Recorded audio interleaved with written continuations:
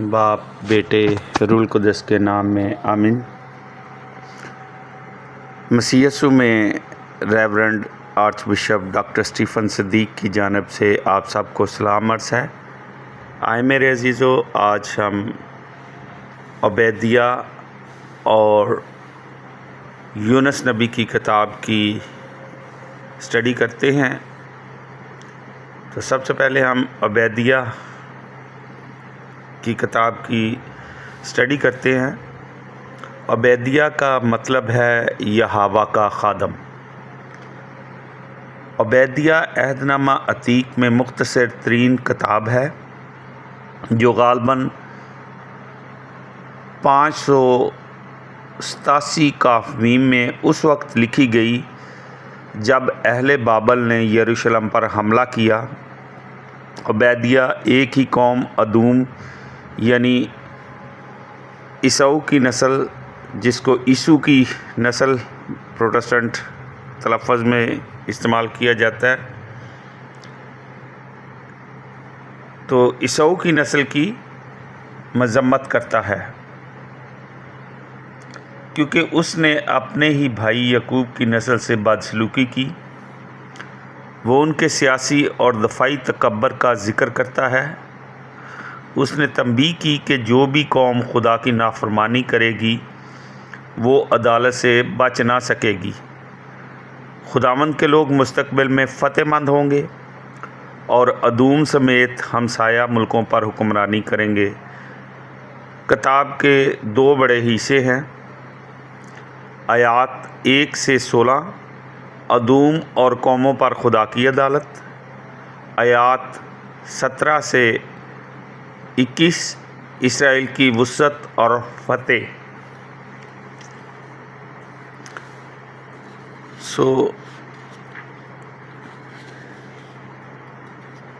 عبیدیہ کا تاریخی پس منظر کچھ اس طرح ہے۔ نمبر 1، یروشلم کی تباہی ہو چکی تھی۔ 587 کافمیم، شہر کھنڈرات بن چکا تھا اور صرف چند کمزور غریب لوگ باقی تھے۔ جب ادوم کے قبیلہ نے یہ دیکھا تو وہ خوش ہوئے۔ میرے عزیزو، ادومی عیسو کی نسل سے تھے۔ وہ بحر مردار کے شمال مشرق میں رہتے تھے۔ سالے یعنی پترا میں اور اس کے گرد و نواح میں یعقوب کی نسل اسرائیل اور ادومیوں کے درمیان عرصہ دراز سے دشمنی چلی آ رہی تھی، جو اب یہودا کی بدقسمتی پر بہت زیادہ خوش تھے۔ ابھی ہم عبیدیہ کی کتاب کا مواد دیکھتے ہیں۔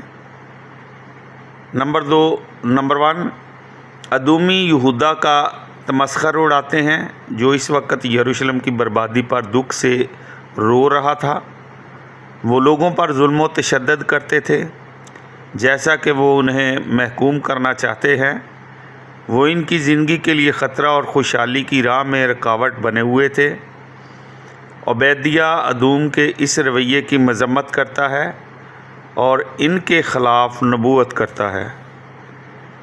نمبر 2، ادوم کی غلط کاریاں خدا کے غصے کو دعوت دیتی ہیں اور انہیں سزا ملے گی، کیونکہ یہودا کا دن سب قوموں کے لیے قریب ہے۔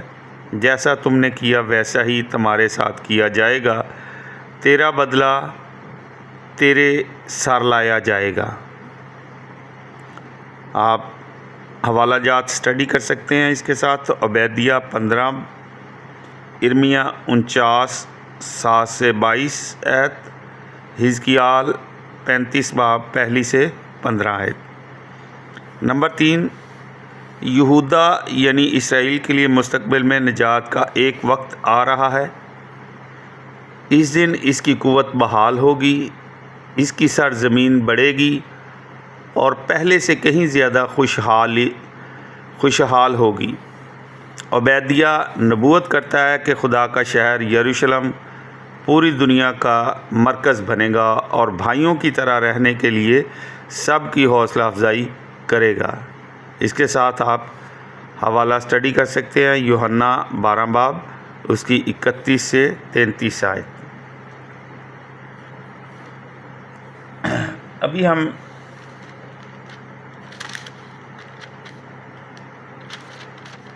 یونس نبی کی کتاب کی اسٹڈی کرتے ہیں، جو یونس نبی نے نبوت کی، جس میں یونس نبی کو یونا نبی بھی کہا جاتا ہے۔ یونا نام کا عبرانی مطلب ہے کبوتر یا فاختہ۔ میرے عزیزو، یونس نبی نے دوسرے انبیاء کی طرح طویل نبوت نہیں کی۔ کچھ علماء اس کتاب کو تمثیلی کتاب کہتے ہیں۔ جو یہودی بابل کی جلا وطنی سے واپس آئے تھے، وہ یونس کی مانند تنگ نظر اور مشکلات سے دور بھاگنے والے تھے، لیکن خدا جو کل کائنات کا مالک اور ہر چیز پر قدرت رکھتا ہے، وہ انسان کو زمین کی تہہ سے بھی نکال لائے گا۔ جو شخص گناہ کا اقرار کرتا ہے، خدا اس پر اپنے شدید قہر سے باز آتا اور اسے معاف کرتا ہے۔ میرے عزیزو، کتاب کے 3 حصے ہیں۔ باب 1 یونس کا خدا کے حضور سے بھاگنا، اور باب 2 خدا کا یونس کو بچانا، اور ابواب 3 سے 4 اہل نینوا کی توبہ اور معافی۔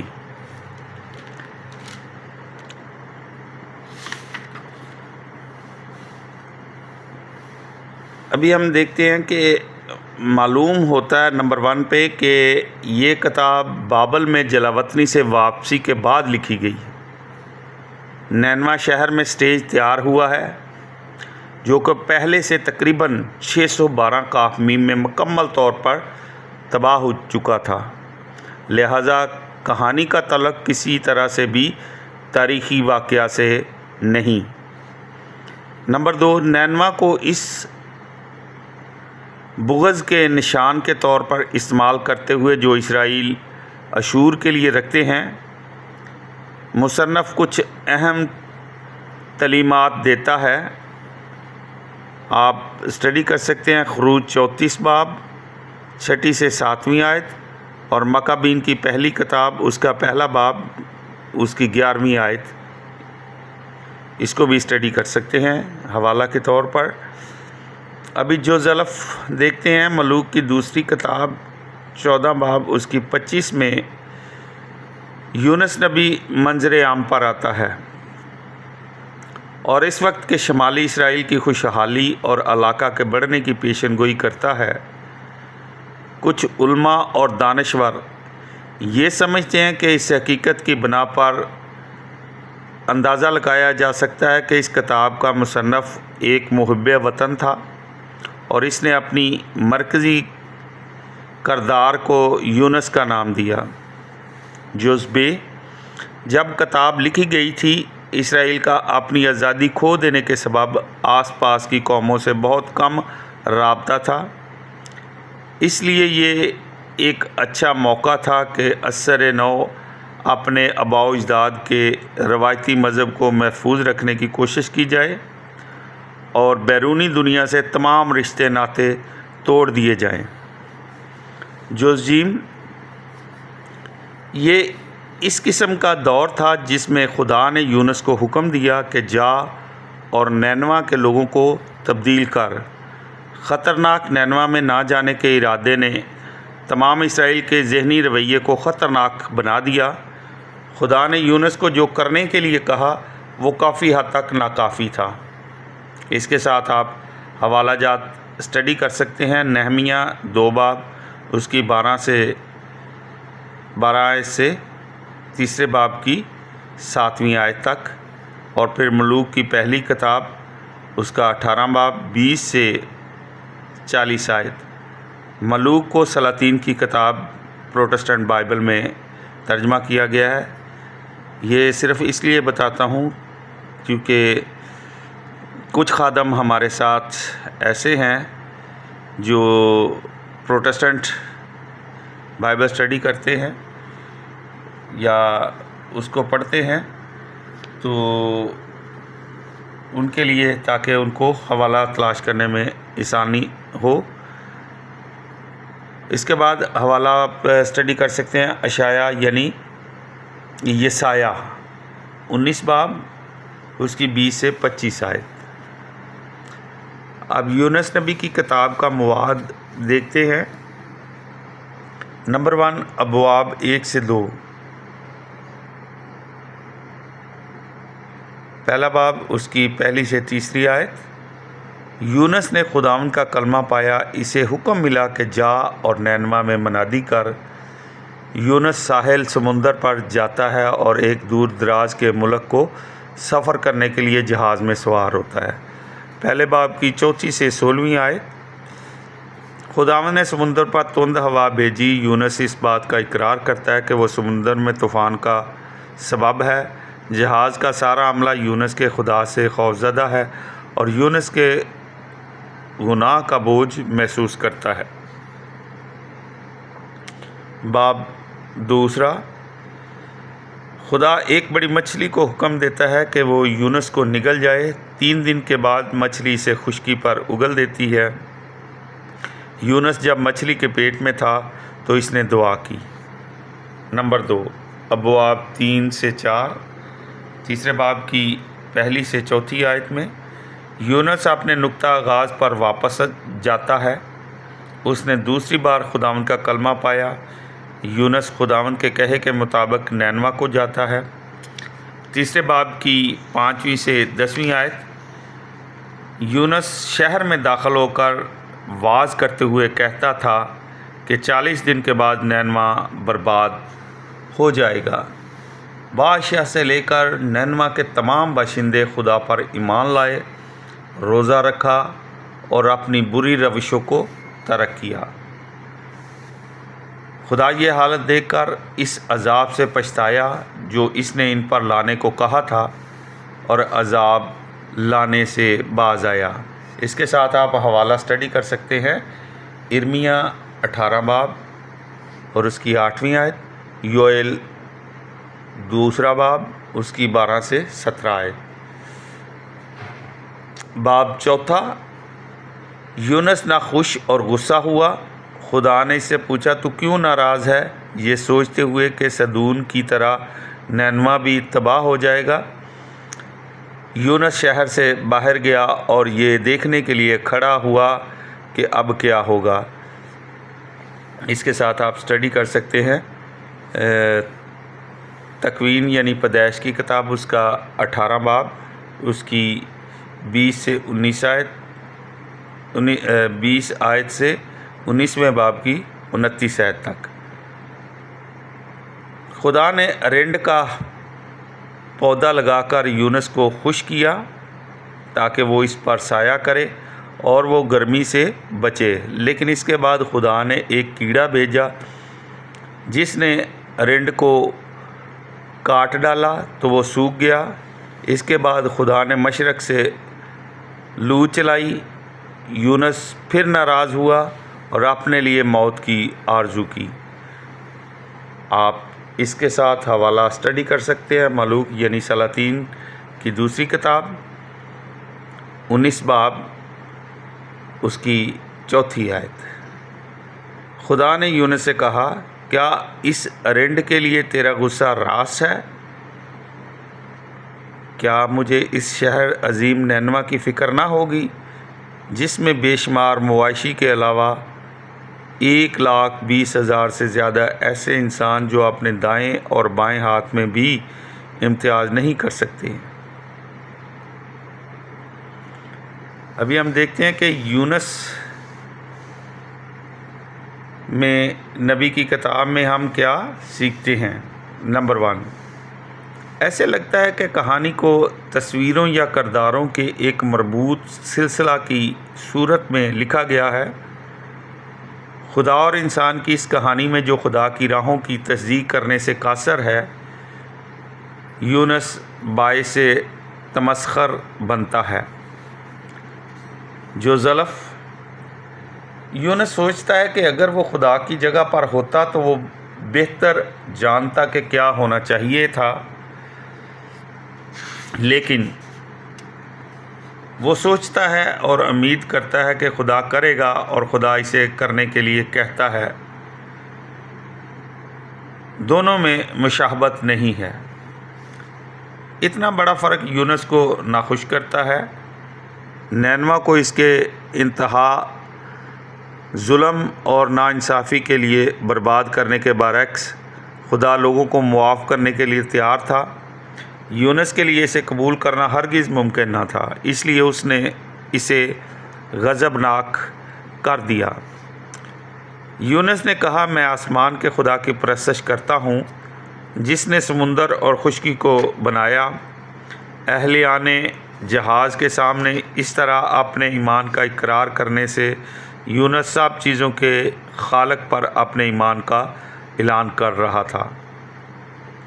آسمان کا خداوند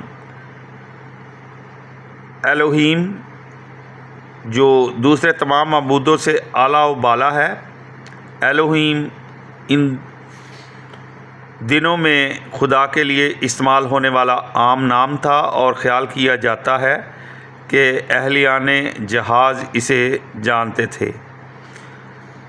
جز بے خدا بحیثیت خداوند صرف اسرائیلیوں پر ظاہر کیا گیا تھا، اور صرف وہی اسے اس نام سے جانتے تھے۔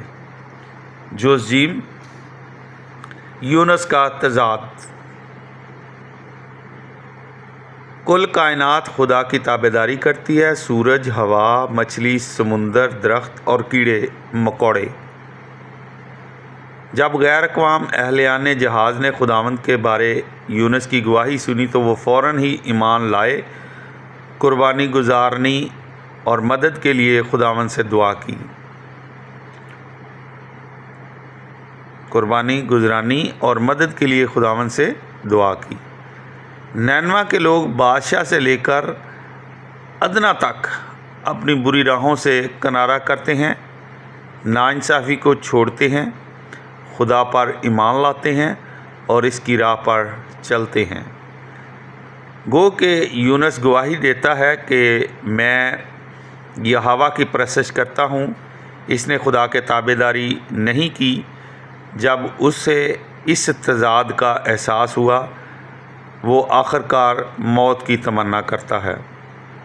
نمبر 2، اس کہانی میں یونس کا رویہ ان دنوں تمام اسرائیل کے رویے کی نمائندگی کرتا ہے۔ یہ اسرائیل کے اس خیال کو نمایاں کرتا ہے کہ انہیں دوسرے ممالک کے لوگوں سے اپنے آپ کو منسلک کرنے یا یہوہ کے مومنین بنانے کی ضرورت نہیں تھی۔ کہانی ہمیں بتاتی ہے کہ اسرائیل کو چاہیے کہ دوسروں کو سچے خدا کے بارے سکھائیں، اس سے خوف کھائیں، اس کی خدمت کریں اور موسیٰ کی شریعت کے مطابق زندگی گزاریں۔ میں یہوہ کی پرستش کرتا ہوں۔ یونس نے اس بات کا اقرار کیا، اس کے باوجود اس کی تابعداری نہیں کی۔ اس کے ساتھ آپ حوالہ اسٹڈی کر سکتے ہیں، ارمیہ 36۔ خدا نے یونس کی نافرمانی کی وجہ سے اسے ترک نہیں کیا، اس کے ساتھ بڑے صبر سے کام لیتے ہوئے اس نے یونس کو اس کا مشن پورا کرنے کے قابل بنایا۔ تب یونس میں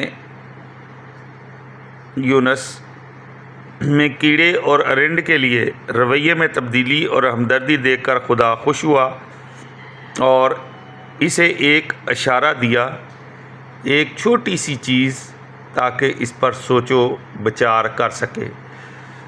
جب وہ غصے میں تھا کہ کیڑے نے ارنڈ کو کاٹ ڈالا ہے اور مجھے نینوا شہر عظیم کے لیے کوئی احساس ندامت نہیں ہوا جس میں 1,20,000 سے زیادہ انسان ہیں۔ نمبر 3، 2 پہلوؤں سے یہ کہانی ایک نشان ہے جو اناجیل کی طرف اشارہ کرتی ہے۔ جو زلف سلیمان بادشاہ کی حکمت کے بارے سن کر جنوب کی ملکہ اس کو سننے کے لیے آئی۔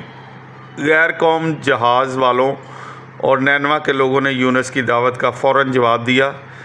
لیکن جب مسیح آیا یہودیوں یعنی خدا کے لوگوں نے اپنے کان بند کر لیے اور اس کے پیغام کو قبول نہ کیا، جبکہ یونس نینوا کے باشندوں کے لیے ایک نشان تھا، ویسے ہی مسیح ان کے لیے ایک نشان تھا، جنہوں نے ایک نشان کی مانند اپنے آپ کو ایک ظاہر کیا۔ یوم عدالت کو جنوب کی ملکہ نینوا کے لوگوں کے ساتھ آئے گی۔ اس کے ساتھ آپ اسٹڈی کر سکتے ہیں لوکا 11 باب 29 سے 32 آیت حوالہ۔ غیر اقوام نے رسولوں کی منادی سنی اور اس پر عمل کیا، یہ ہیڈنگ ہے، اور اس کا جز بے۔ یونس 3 دن تک مچھلی کے پیٹ میں رہا۔ یسوع مسیح ان الفاظ کا حوالہ دیتا ہے اور 3 دن تک قبر میں رہنے اور زندہ ہونے کی پیشن گوئی کرتا ہے۔ متی 12 باب اس کی 39 سے 42 آیت۔ نمبر 4، یونس نے مچھلی کے پیٹ میں دعا کی، 2 باب کی 3 سے 10 آیت۔ یہ یقین کرنا مشکل ہے کہ یہ سچی دعا ایک پر ایمان دل سے حقیقی معنوں میں یونس کی تھی، جس نے آخری وقت تک خدا کی مزاحمت کی۔ اس لیے یہ خیال کیا جاتا ہے کہ یہ بعد ازاں وقت کا اضافہ ہے۔ میرے عزیزو، آج ہم نے 2 کتابوں کی اسٹڈی کی ہے۔ نمبر 1 پہ عبیدیہ اور نمبر 2 یونس کی نبی کی کتاب، جسے یونا نبی بھی کہتے ہیں۔ خداوند ہم سب کو اپنے پاک روح القدس کا مسا دے تاکہ ہم اس کے کلام کو پڑھیں، سنیں اور اس پر عمل کرنے والے بن سکے۔ خدا ہم سب کے ساتھ عبدالآباد رہے۔ میری آپ سب سے گزارش ہے کہ بائبل اسٹڈی کے اس چینل کو لازماً لائک کریں، سبسکرائب کریں اور تمام عزیز و اقارب کے ساتھ، اپنے جاننے والوں کے ساتھ ضرور شیئر کریں تاکہ ہم خدا کے پاکستان میں کام کر سکیں، اور جو لوگ خدا پر ایمان نہیں رکھتے ان کو خدا کے کلام کی طرف لا سکیں، کیونکہ ہم سب بپتسمہ یافتہ ہیں اور ہمارا یہ ذمہ داری ہے، ہمارا یہ فرض ہے کہ ہم خدا کے کلام کو دوسروں تک پہنچائیں تاکہ خدا کی بادشاہی زمین پر بھی قائم ہو سکے اور سب لوگ ہمیشہ کی زندگی کے وارث بن سکیں۔ خدا ہم سب کو برکت دے، آمین۔ خدا باپ، بیٹے، روح القدس کے نام سے آمین۔